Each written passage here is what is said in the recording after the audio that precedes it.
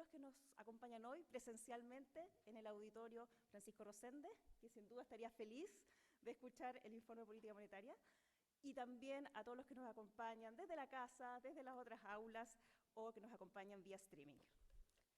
Sin duda estamos en una coyuntura compleja, hemos tenido altas tasas de inflación, más altas que las esperadas y también más persistentes, en un contexto global también muy complicado a nivel social, económico, geopolítico, y por tanto la visión que nos pueda dar el Banco Central sobre cómo está la economía doméstica y la economía mundial, sin duda puede ser muy iluminadora.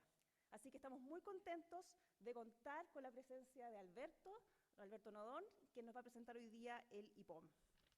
Déjenme primero presentarles a Alberto.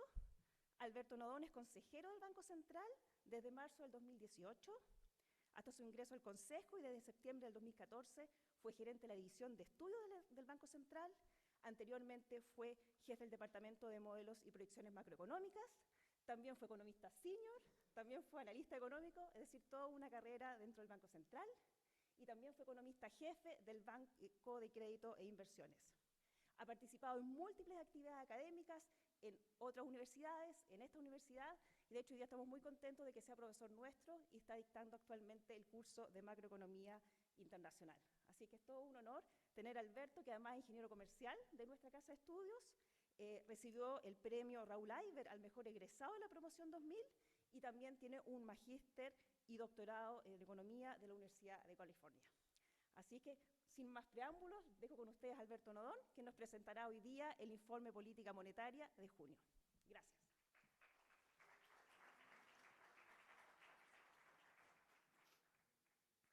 Bueno, primero que todo, muchas gracias, Vero, por la presentación. Cada vez que alguien lee mi currículum, no sé si debo ser como muy fome, porque como que llevo 20 y tantos años haciendo lo mismo. Pero bueno, cada uno tiene sus gustos. Oye, bueno, un placer estar acá. Tengo varios años, ¿verdad?, viniendo a la Católica. Me siento bien de la casa, más feliz todavía de estar en este auditorio que no me había tocado estar nunca.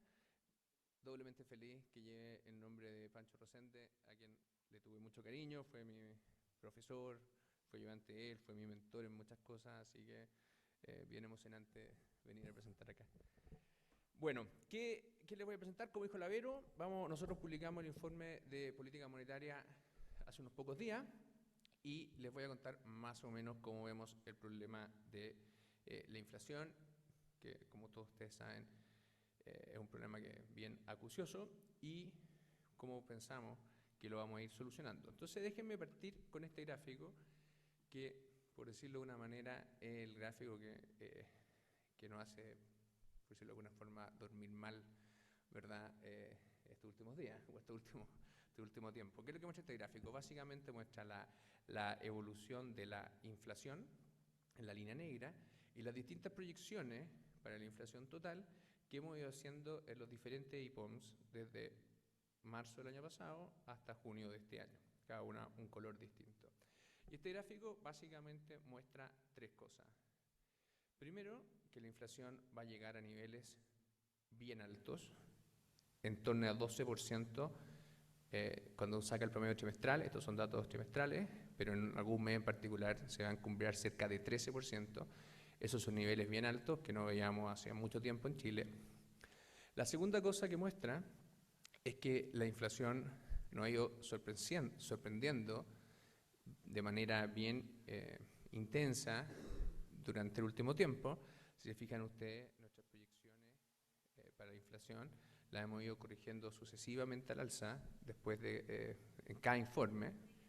Y la tercera cosa que muestra este gráfico es que, a pesar de que la inflación es muy alta y a pesar que ha ido sorprendiendo, en nuestra proyección y en nuestra visión la inflación vuelve a converger a 3% en un plazo de más o menos 2 años, que es el horizonte que nosotros llamamos de política monetaria, es decir, el horizonte donde el banco se propone que la inflación vuelva a la meta de 3%. Entonces son tres cosas importantes: inflación alta, inflación sorprendente, pero a pesar de eso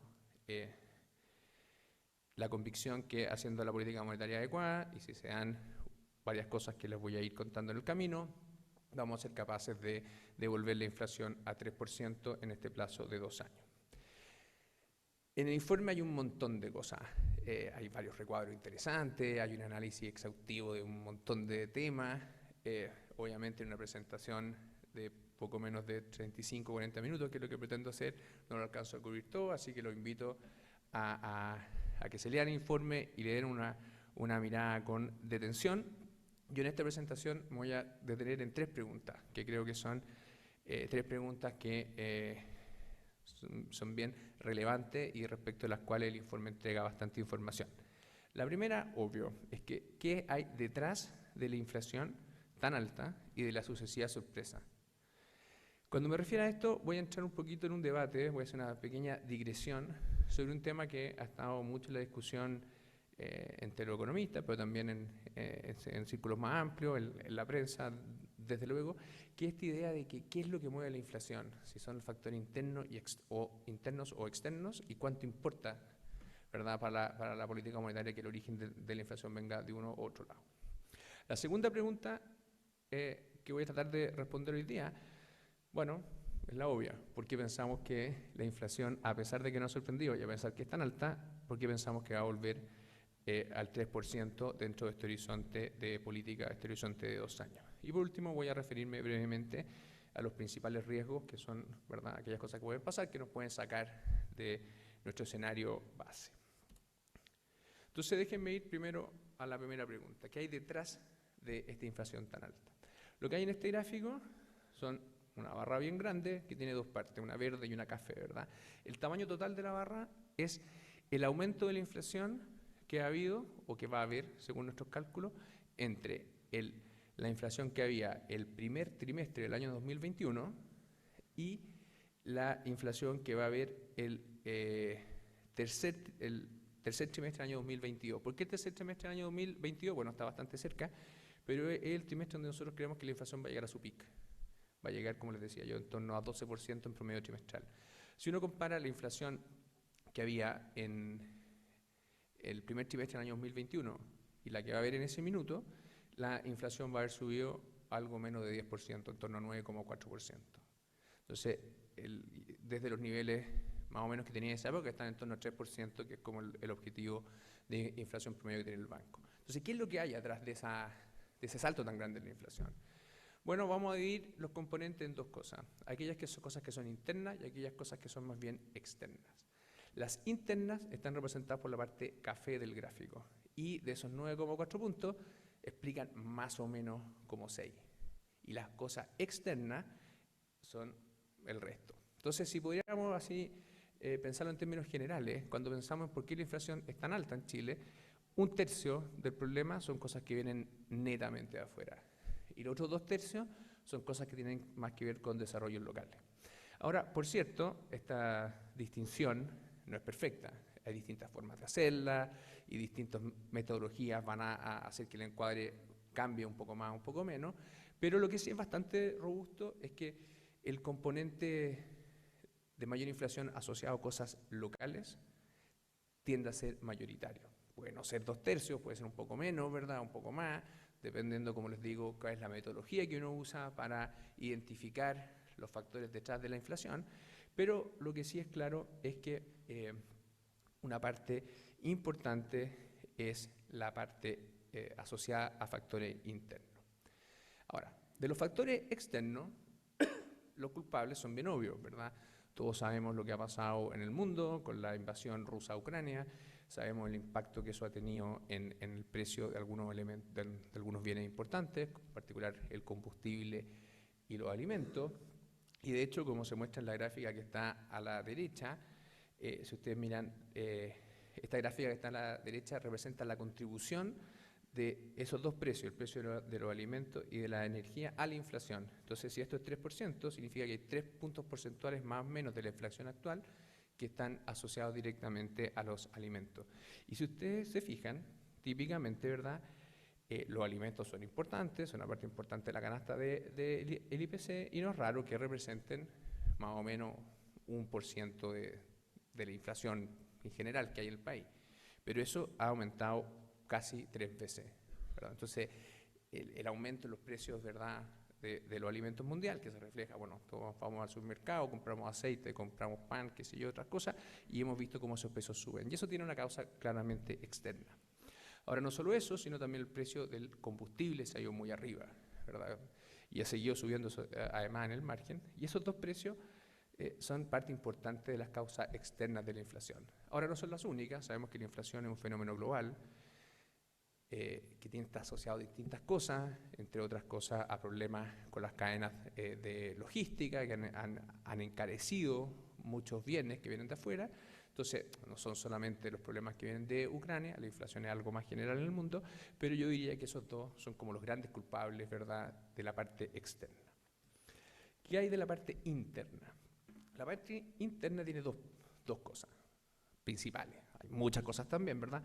La inflación siempre tiene muchas causas, pero hay dos causas que son las más importantes. La primera está arriba. El gráfico que está a la derecha arriba muestra la brecha de producto. Todos los que hicieron macro 2 se acordarán, ¿verdad?, de qué es la brecha de producto, pero para los que no se acuerden, esto es simplemente la diferencia entre lo que se produce en un país y la capacidad potencial que tiene ese país. Los países pueden producir un tiempo sobre su capacidad potencial, pero obviamente eso presiona los costos y presiona los precios, ¿verdad? Entonces, cuando decimos que la brecha es positiva, que la economía está andando a una velocidad más rápida que lo que es su velocidad potencial, genera presión de costo. Y lo que sabemos, ¿verdad?, de todas las mediciones que uno hace, es que esa brecha es muy positiva. Claro, está en torno a 5%. Cuando uno mira la historia hacia atrás, hay pocos periodos en que la brecha es tan positiva. Claro, cuando uno la compara con la pandemia, todo parece mínimo, ¿verdad? Porque en la pandemia tuvimos una caída muy brutal, ¿verdad?, en la actividad. El PIB potencial no cambió tanto, cambió un poco, pero no tanto, ¿verdad? Pero tenemos que quedar todos encerrados y eso obviamente generó una brecha negativa muy fuerte. Pero que hayamos tenido brechas tan negativas en el peor minuto de la pandemia no nos debe hacer minimizar la tremenda brecha positiva que se generó en este país, ¿verdad? Y lo importante que ha sido como presión de precio, ¿verdad?, el hecho que la economía haya estado creciendo bastante por sobre su potencial. Ahora, ¿qué está detrás de ese crecimiento exagerado, por decirlo así? Bueno, básicamente son los grandes impulsos a la demanda a través de distintas políticas que ocurrieron, ¿verdad?, a finales del año 2020, pero sobre todo el año 2021, que tuvieron mayor efecto. ¿Cuáles son esos? Bueno, ya los conocemos. Los candidatos son los retiros de fondos de pensiones, que fueron de una dimensión muy, muy grande comparativa al PIB, y los programas de IFE, que fueron muy universales y fueron creciendo en el tiempo, ¿verdad? Y que llegaron, de hecho, más bien hacia el final de la peor parte de la pandemia, entonces llegaron justo en un momento en que la economía ya venía recuperándose. Entonces, esa suma de estímulo a la demanda es la principal causa detrás de estas presiones inflacionarias asociadas a la mayor actividad. Pero no es lo único. Nosotros somos una economía, como ustedes saben, pequeña y abierta, muchas de las cosas que compramos vienen de afuera, y por lo tanto lo que pasa con el tipo de cambio es también muy importante para explicar los precios, especialmente en el corto plazo. Y lo que se ve en el gráfico de la derecha abajo es que el tipo de cambio ha subido muchísimo. ¿Qué hay detrás de eso? Es curioso, porque normalmente cuando la economía anda muy rápido, especialmente cuando tienen shocks de demanda muy grande, tiende a generar mayor actividad, pero también una presión a la baja en el tipo de cambio, ¿verdad? Hay una expansión de la demanda, una presión fuerte sobre los bienes nuevos transables, típicamente eso te debería llevar a una apreciación. Pero fíjense que lo que hemos visto es una cosa curiosa, hemos visto una expansión muy fuerte de la demanda, pero en un contexto de depreciación de la moneda. El peso subió, no se apreció, o sea, esa típica fuerza, como esa contrafuerza que se da con las expansiones fuertes de PIB, que ayuda a contener en algo los precios, ahora no ocurrió. Y no ocurrió porque detrás de esto hay un fenómeno distinto del de la mayor demanda. Y un fenómeno que tiene que ver con la mayor incertidumbre que está viviendo el país a raíz de las muchas discusiones que estamos teniendo. Yo siempre que digo esto, aclaro que yo no estoy hablando ni en contra del proceso de escribir una constitución, ni estoy hablando en contra de los cambios, ¿verdad?, que se están analizando. Como consejero no me corresponde referirme a esas cosas, pero lo que sí sabemos es que cuando uno pone en discusión cosas fundamentales de la estructura social, de la estructura institucional, bueno, normalmente eso va acompañado de mayor incertidumbre. Y esto claramente se ve en Chile. Todos los indicadores que tenemos de incertidumbre muestran que ha habido un salto y que la incertidumbre se ha ido quedando arriba. A veces más alto, a veces más bajo, pero en promedio se ha ido quedando arriba y parte de eso se refleja en que el tipo de cambio sigue arriba. Entonces, detrás de ese 2/3 o quizá un poco menos de factores internos que afectan a la inflación están estos dos fenómenos: la mayor demanda, pero también la mayor incertidumbre que está empujando hacia arriba el tipo de cambio y que ha evitado este efecto como en general amortiguador que tiene el tipo de cambio cuando hay un exceso de demanda. Ahora, esta es la historia general. ¿Qué ha pasado en lo más reciente? Porque en verdad esta historia general sigue siendo válida, pero cuando uno hace política monetaria también tiene que irse fijando qué es lo que está pasando en el margen, ¿verdad? Entonces, en lo más reciente han pasado tres cosas. La más importante, diría yo, es que los efectos de la invasión rusa a Ucrania, o la guerra en Ucrania, ha terminado siendo más larga y y con mayor efecto en el mundo de lo que se pensó en un inicio. Y esto se refleja en que, como les voy a mostrar un poco más adelante, los precios de estos dos bienes tan importantes, los alimentos y los combustibles, no solamente han sido algo mayores de lo que pensábamos, sino que todo indica que se van a quedar arriba por un tiempo mayor del que pensábamos. Y eso le ha puesto presión adicional súper clara a los precios, diría yo, desde marzo hasta hoy día. De hecho, no sé si se acordarán, pero los IPC de marzo en particular, pero justo después de que presentáramos el último informe, nos sorprendieron fuertemente al alza. Y esa sorpresa tiene mucho que ver con alimentos.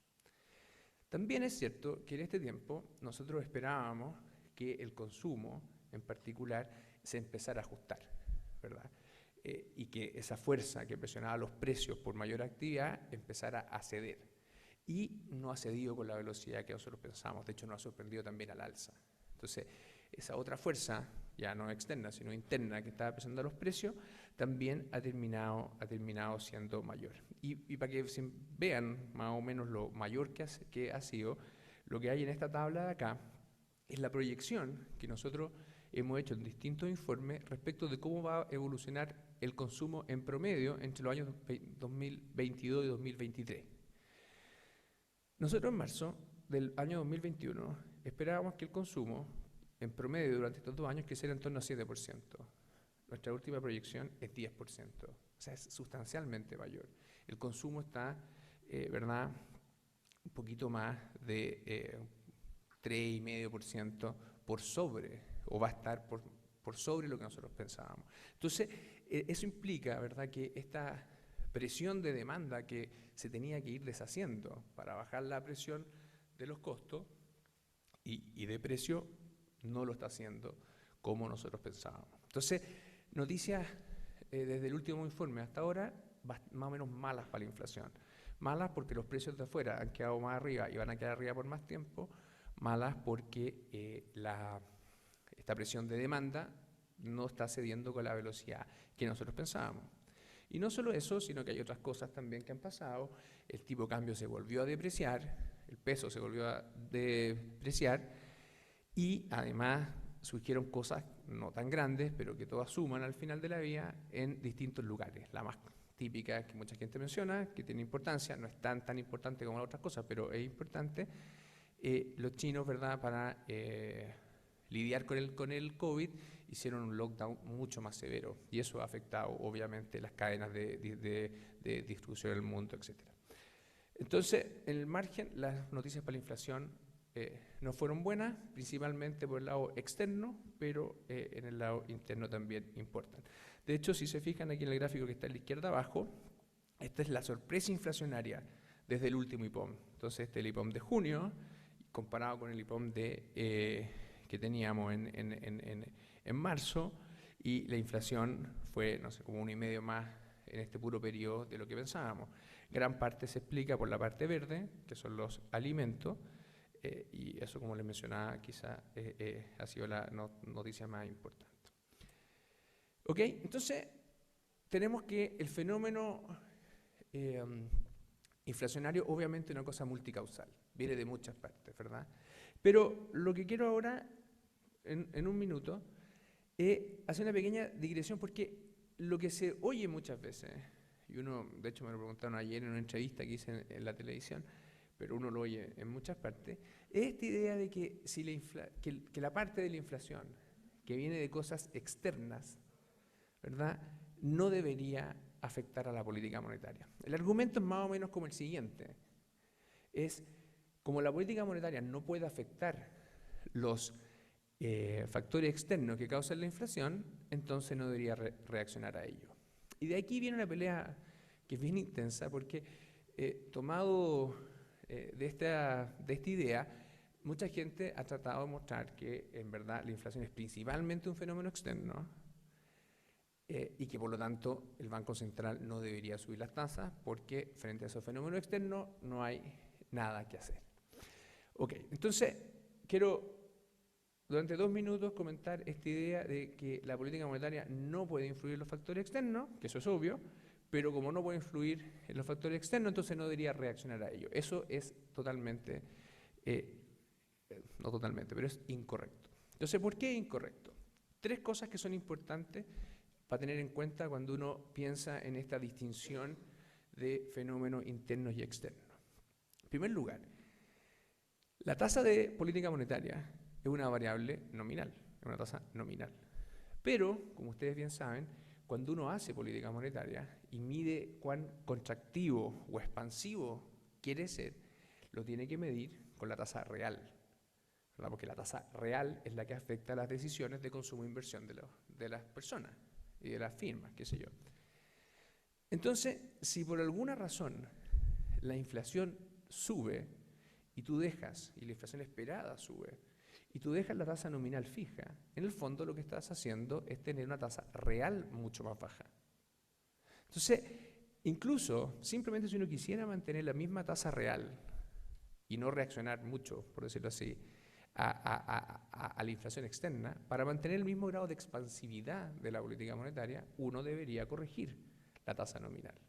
Entonces, primera cosa, es totalmente natural responder a la mayor inflación con mayor tasa, incluso si uno no quiere cambiar demasiado el grado de contractividad o expansividad de la política monetaria, porque lo que se trata es de mantener tasas reales similares. Ahora, esto no significa que uno siempre reaccione, ¿verdad?, a los distintos shocks, pueden ser internos o externos. Pero, ¿por qué? Porque como casi todas las cosas en macro, la clave es la persistencia de los shocks. Obviamente, si los shocks son poco persistentes, y yo voy a tener un salto en inflación muy transitorio, no vale la pena ajustar la política monetaria, porque cualquier ajuste que yo haga se va a demorar en tener efecto, entonces va a empezar a tener efecto cuando esos ajustes, cuando esos shocks ya hayan desaparecido. Cuando los shocks son más persistentes, en cambio, hace todo el sentido del mundo reaccionar con la política monetaria, porque el impacto o el efecto de esos shocks va a estar ahí por más tiempo, y eso va entonces a requerir hacer una política que va a tener una política monetaria distinta, que va a tener un impacto, ¿verdad? Se va a demorar un poco tener impacto, pero hace sentido porque ese shock, como tiene una persistencia mayor, hace sentido atacarlo o contrarrestarlo con una política monetaria, ¿verdad?, que sabemos que se va a demorar un poco en tener efecto. Entonces, la verdadera cosa importa acá, lo que verdaderamente importa es la persistencia de los shocks. Y importa no solamente porque hace sentido actuar cuando un shock es más persistente, porque uno va a actuar hoy día y conoce esos rezagos de la política monetaria, entonces hace sentido, ¿verdad?, utilizar la política monetaria solamente cuando el shock es persistente, sino que además hace más sentido porque los shocks persistentes tienden a tener un efecto más duradero en la inflación también. No solo por la persistencia del shock mismo, sino porque se empieza a colar en distintos precios a través de los procesos de indexación que son propios de nuestra economía, y la economía nuestra que tenemos UEF, esos procesos de indexación son importantes. Esta distinción muchas veces se confunde con la idea de interno y externo. Y se confunde porque muchas veces, la mayoría de las veces, los shocks externos tienden a ser más transitorios que los shocks internos. Entonces es muy común que uno no reaccione a cambios en algunos parámetros externos, porque normalmente son más transitorios. Entonces, como lo que importa acá es la persistencia de los shocks, es muy común no reaccionar a esos shocks. Sin embargo, como les mencioné hace un rato, lo que está ocurriendo ahora es justamente algo poco usual, pero no por poco usual, algo que uno no tenga que tener en cuenta. Los shocks externos, particularmente los shocks de precios asociados a la guerra en Ucrania, están siendo más persistentes y por lo tanto requieren un ajuste también de la política monetaria. Ahora, un ajuste menor que si los shocks fueran internos, típicamente sí, porque acá lo que nos importa son los efectos de segunda vuelta, los efectos a través de la indexación, de la expectativa, etc. Pero no un efecto cero. Ahora, fíjense que esto, además hay que tomar en consideración que los shocks ocurren no en el vacío. Los shocks uno no los debería analizar así como a eso uno lo hace en clase, ¿verdad? Que dice, bueno, una economía que está en equilibrio de largo plazo y le pasa esto. Los shocks ocurren en una situación concreta. Y la situación concreta en que uno se encuentra también determina mucho el tipo de reacción que los bancos centrales tienen. En particular, hoy estamos en una situación donde la inflación es alta, las expectativas de inflación a horizontes largos también son altas, y por lo tanto los riesgos asociados a sorpresas inflacionarias hacia arriba son claramente más complejos que los riesgos de tener inflaciones más bajas. Entonces, no solamente los shocks están siendo más persistentes, sino más que ocurren en un contexto de inflaciones muy altas y de expectativas de inflación que se han ido alejando de los objetivos del banco. Y eso te obliga también a tener doble cuidado con desviaciones que sigan presionando a la inflación a la alta. Ahora, todo esto obviamente hay que entenderlo en el contexto de cuál es el marco de política del Banco Central. Yo al principio de la presentación insistí mucho en que lo que el banco busca es llevar la inflación a 3% en un horizonte de 2 años. ¿Por qué un horizonte de 2 años? ¿Por qué no somos un banco central que quiere que la inflación esté en 3% todo el rato? Bueno, justamente porque no queremos sobrereaccionar a shocks que son transitorios. ¿Para qué subir las tasas? ¿Para qué hacerle más difícil a los inversionistas, verdad, financiarse? ¿Para qué hacerle más difícil a la gente que necesita tomar un crédito de consumo o lo que sea, verdad? ¿Para qué introducir tanta volatilidad a las tasas frente a shocks que son transitorios? Si nosotros quisiéramos que la inflación estuviera todo el rato en 3%, lo que tendríamos que hacer es, cada vez que hay una sorpresa inflacionaria, aunque sea transitoria, subir fuertemente las tasas para generar una gran contracción en la economía, ¿verdad? Y contrarrestar ese shock. Y cuando tenemos un shock negativo, ¿verdad? Y los precios se caen, teníamos que bajar fuertemente las tasas, ¿verdad? Y eso obviamente que le introduciría mucha inestabilidad al sector real. El Banco Central, en cambio, y esto lo hacen casi todos los bancos centrales del mundo, ¿verdad? Lo que se fija es un horizonte de convergencia de la inflación más largo. Y ese horizonte lo que te permite es acomodar todo este tipo de shocks que son más transitorios sin afectar a la economía real. Y no solo eso, sino que te permite a veces, o en realidad no a veces, la mayoría de las veces, ¿verdad? Ayudar a que el ciclo económico no sea tan pronunciado, apoyando a la economía cuando le va mal, bajando las tasas, por ejemplo, o cuando el desempleo sube mucho, a pesar de que puede haber una desviación transitoria de la inflación, porque no nos importa que la inflación sea 3% en cada minuto.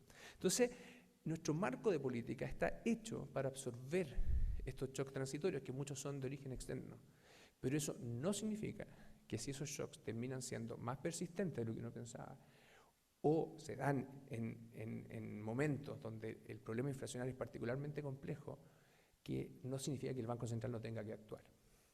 Si no actuara el Banco Central, el riesgo es que uno empeore el problema que existe.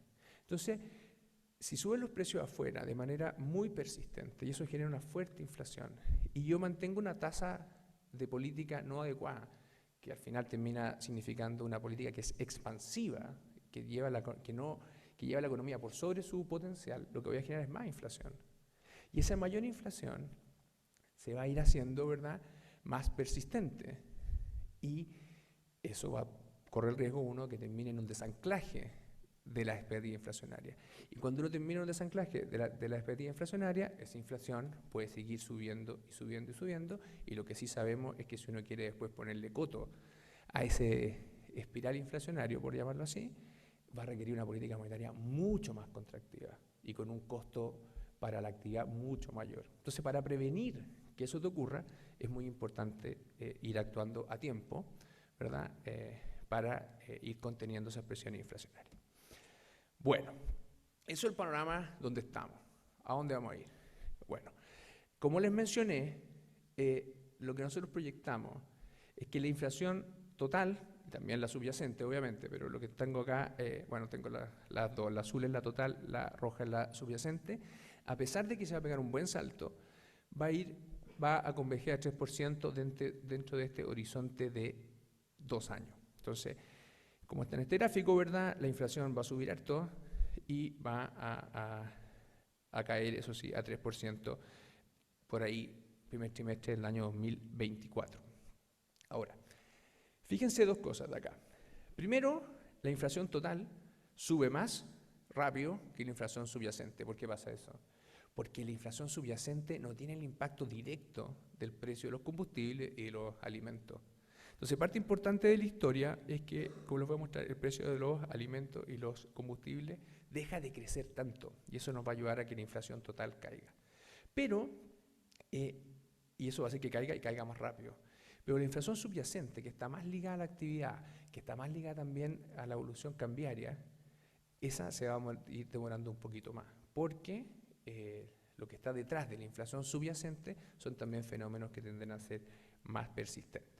Entonces, ¿qué es lo que está en nuestro escenario que nos va a permitir converger al 3% en un horizonte de 2 años? Bueno, primero, una visión de estabilización del precio de los alimentos. Entonces, fíjense que si bien el precio de los alimentos no cae, como pensábamos en marzo, porque todos estos fenómenos de la guerra van a hacer que los precios sigan arriba por un tiempo más largo, claro, pero ya no vamos a ver estas subidas tan grandes. Entonces, ese empuje de precios que te lleva a un alza en la inflación va a desaparecer. No va a haber esa contribución negativa que pensábamos antes, que iba a ayudar, ¿no? Pero va a quedar por lo menos una contribución cercana a cero. Los combustibles, en cambio, todo indica que sí deberían tender a corregirse más rápido. Entonces, acá vamos a tener una contribución negativa de la parte energía, y eso es parte importante de la corrección, como les decía yo, de la inflación total, que se ve bastante más rápido que la de la inflación subyacente. Ahora, más ligado a la inflación subyacente es nuestro supuesto y nuestro análisis respecto de qué va a pasar con la actividad en este periodo. Como les mencioné al principio, nosotros estamos con, o parte irrelevante del problema inflacionario tiene que ver con que el país creció más de lo que podía por estas distintas políticas de estímulo. Y esto llevó a que la brecha fuera bastante positiva, en torno a 5%. En nuestro escenario, estas brechas, ¿verdad?, van volviendo a niveles en torno a cero durante este año y son levemente negativas hacia adelante. Esta caída de la brecha obviamente le va a quitar presión a la inflación y es parte súper importante de nuestro escenario que permite la convergencia de la inflación al 3%. Ahora, ¿qué hay atrás de esto? Atrás de esto es muy simple lo que hay. Principalmente es que las razones que te llevan al desequilibrio dejan de estar.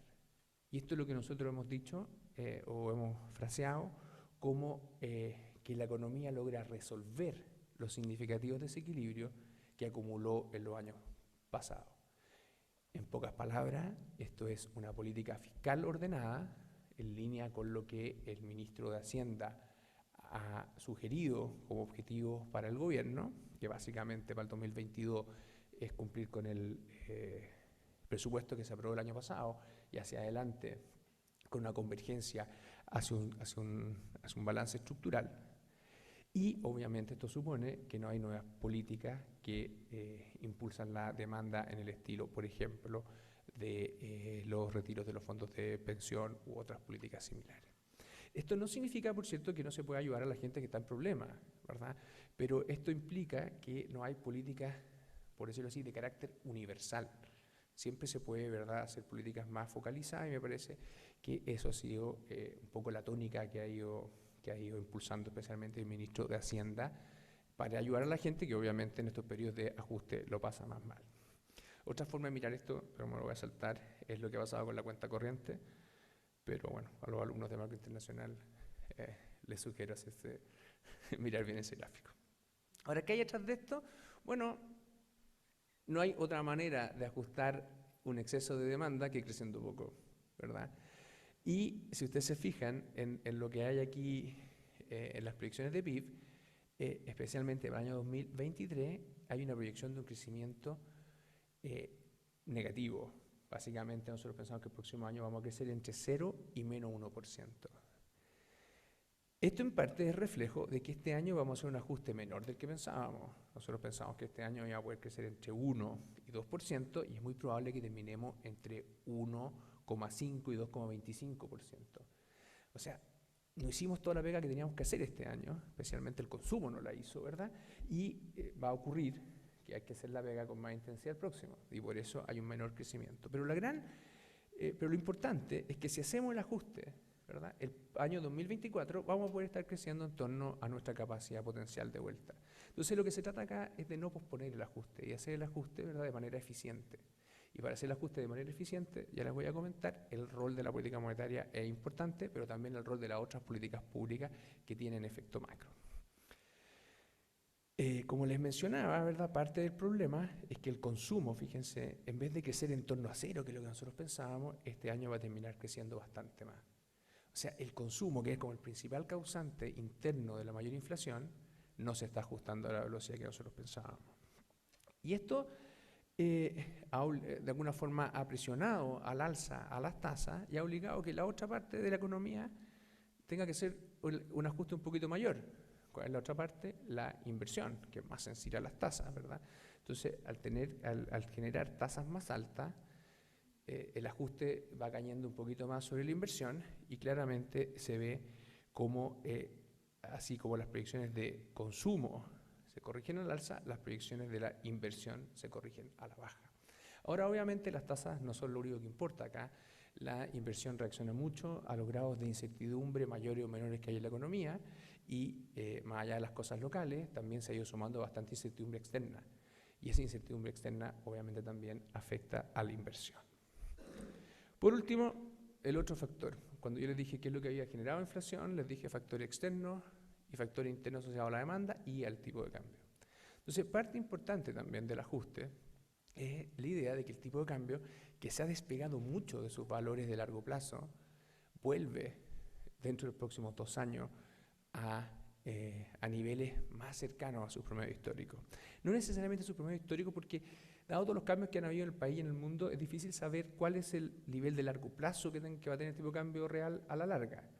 Pero claramente es difícil pensar que va a estar, no sé, casi 15% por sobre su promedio histórico. Va a tener que ser algo más bajo de los niveles máximos que ha ido alcanzando en este periodo. Ahora, el otro día un alumno en clase me decía, profesor, el tipo de cambio real puede ajustarse a la baja por 2 mecanismos. Puede bajar el tipo de cambio nominal o puede subir la inflación.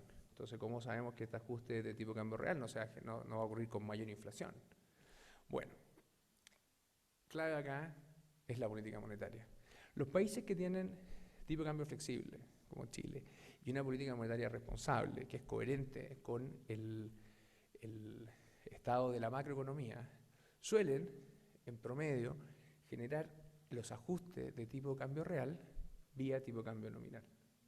Y si ustedes ven Chile, no es la excepción. Lo que hay acá es el tipo de cambio, el logaritmo del tipo de cambio, y acá está el cambio en el tipo de cambio nominal 2 años después. Y claramente hay una relación negativa. Cuando el tipo de cambio real es muy alto, eso te predice, te sugiere que va a haber una apreciación del peso. Y cuando el tipo de cambio real es muy bajo, eso te sugiere que va a haber una depreciación del peso. Entonces es natural pensar que si la política monetaria hace la pega, entonces vamos a tener un ajuste como lo hemos tenido en el pasado. Vamos a ajustar nuestro tipo de cambio real, en parte a través de un ajuste del tipo de cambio nominal. Y esto que pasa en Chile, pasa en la mayoría de las economías que tienen tipo de cambio flexible y políticas monetarias creíbles. Entonces ahí también la importancia de tener un banco central sólido. Como les mencionaba, entonces, hay varios factores que son los que sugieren que la inflación debería converger de vuelta al 3%. Y esos factores son básicamente el espejo de los factores que dispararon la inflación hacia arriba. Todos esos elementos, salvo los externos en realidad, pero los dos elementos internos, el ajuste de los desequilibrios macro y el ajuste cambiario, van a requerir una serie de políticas adecuadas.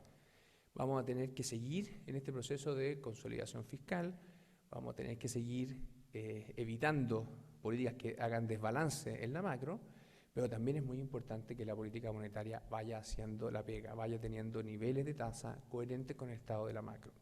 ¿Y qué significa eso en el caso nuestro? Bueno, lo que hay acá es el corredor de tasas. ¿Qué es lo que significa eso? Es un área que más o menos contiene, con una probabilidad alta, dónde va a estar la tasa en los próximos años. Esta área blanca entre las líneas punteadas es el corredor de marzo. Claramente las condiciones inflacionarias han empeorado. Hay mayor presiones por fuera, como les mostré, el ajuste en el consumo ha sido más lento y el ajuste en la actividad ha sido más lento y el tipo de cambio se nos ha ido quedando un poquito más arriba. Todo eso ha requerido una política monetaria que sea algo más contractiva que lo que pensábamos que iba a tener que ser en marzo. Y de hecho subimos las tasas, ¿verdad?, hasta 9% en la última reunión de política monetaria, más de un punto porcentual, 1,5 puntos por sobre lo que pensábamos hace unos meses atrás que íbamos a estar en esta altura.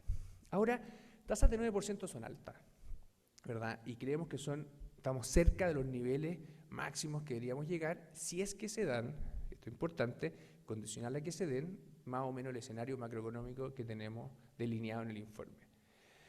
Como buen banco central, telegrafiamos esa idea, ¿verdad?, que estamos llegando por ahí a las tasas máximas que son coherentes con el escenario base del IPOM, de la siguiente forma. Es posible, o es probable, ¿verdad?, muy probable que se necesiten algunos ajustes adicionales de tasa, pero esos ajustes van a tener que ser de menor magnitud que los que ya hemos hecho.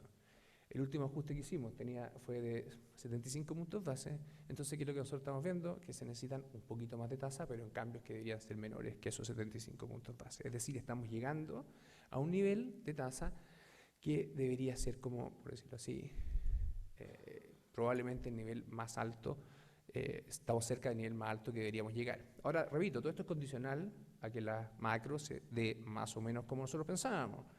De hecho, este corredor es amplio, porque muestra que podemos estar en niveles parecidos a los que tiene el mercado, que están marcados aquí por estos puntos azules o verdes, pero también es posible que estemos por arriba o por abajo.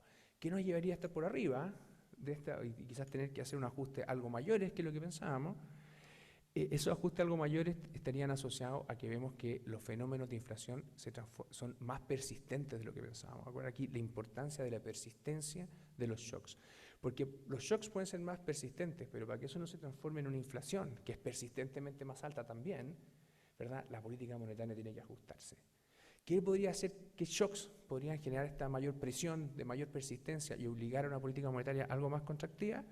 Bueno, que el consumo no se ajuste. Nosotros todavía seguimos pensando, ¿verdad?, que el consumo se tiene que ajustar, en parte como respuesta a unas tasas de interés más altas, pero puede que no ocurra, y en ese caso probablemente haya que ajustar la tasa algo más.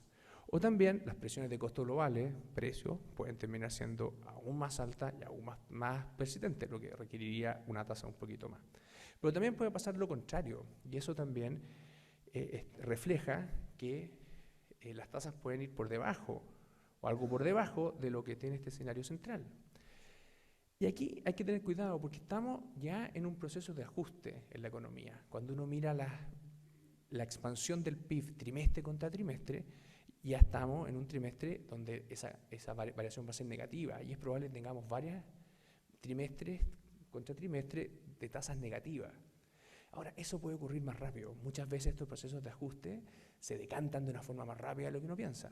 Bueno, en ese caso hay que reaccionar, ¿verdad?, con una política monetaria menos contractiva de la que uno tiene en su escenario base. Fuera de eso, pueden pasar también muchas cosas y los bancos centrales tienen que estar atentos, ¿verdad?, a un montón de cosas que están pasando. Y la verdad, no me alcancé a referir mucho a esto, pero en el mundo están pasando muchas cosas. La guerra en Ucrania, como mencionamos, está siendo bastante más larga y con impactos mucho mayores en la economía mundial. Y uno no puede descartar que una intensificación de ese conflicto se transforme o al final tenga un daño mayor en el desarrollo económico global o en los precios y por lo tanto hay que estar muy atento a lo que pase ahí. Pero no solamente Ucrania, la guerra en Ucrania es causa de preocupación. También el fenómeno inflacionario en el mundo se ha ido tornando más complejo y más persistente. Y la verdad es que la mayoría de los bancos centrales del mundo ha ido reaccionando bastante tardíamente al problema inflacionario. Y como yo dije al principio, el problema de reaccionar tardíamente a los fenómenos inflacionarios es que eventualmente tienes que reaccionar con mucha más fuerza y mucho más rápido. Y esa reacción más fuerte y más rápida generalmente genera turbulencias financieras mayores y ajustes en la actividad mayores. Entonces, no es descartable, ¿verdad?, que si el fenómeno inflacionario se complejiza más fuerte en el mundo, los principales bancos centrales, la Fed, el Banco Central Europeo, el Banco Central de Inglaterra, etcétera, tengan que apretar el freno con más fuerza. Y ese apriete de freno con más fuerza para la economía emergente como la chilena van a significar, ¿verdad?, claramente peores condiciones financieras y un shock negativo a la actividad, pero típicamente también en el corto plazo muy inflacionario, porque se deprecia tu moneda. Entonces, hay varios riesgos asociados al resto del mundo. Parte de esos riesgos está con haber partido el proceso de ajuste más lento. Yo creo que en Chile tuvimos la suerte de partir con el proceso de alza de tasa hace ya casi un año. Fuimos de los primeros países en partir, y eso nos permite pensar que ahora gran parte del ajuste monetario se ha hecho. Puede que quede un cachito, ¿verdad?, pero gran parte se ha hecho. Y si todas las cosas salen como nosotros pensamos, gran parte de ese ajuste monetario ya se habría hecho. Esto es bien distinto a lo que hay en otros países y que hayan ido un poco atrasados, es una causa de preocupación para lo que viene. Eso, Vero, me extendí un poco, pero espero haber... Muchísimas gracias, Alberto. La verdad que es súper clara la presentación, así es que te lo agradecemos. Nos quedan cerca de 7 minutos, así que todavía tenemos espacio para un par de preguntas. Ahí está Juan Carlos con el micrófono. No sé si en la sala hay alguien que quiera hacer una pregunta. Si no, por mientras yo voy a leer una de las muchas preguntas que tenemos acá de los participantes vía streaming. Acá la primera. El proceso de cambio constitucional que atraviesa el país es probable que mantenga la incertidumbre elevada por varios años, ya sea porque se apruebe la actual propuesta y se deban hacer los ajustes legales, o bien que se rechace y el país comience un nuevo intento de cambios. Esta incertidumbre afecta a la inversión privada, las tasas y la moneda por una mayor percepción de riesgo.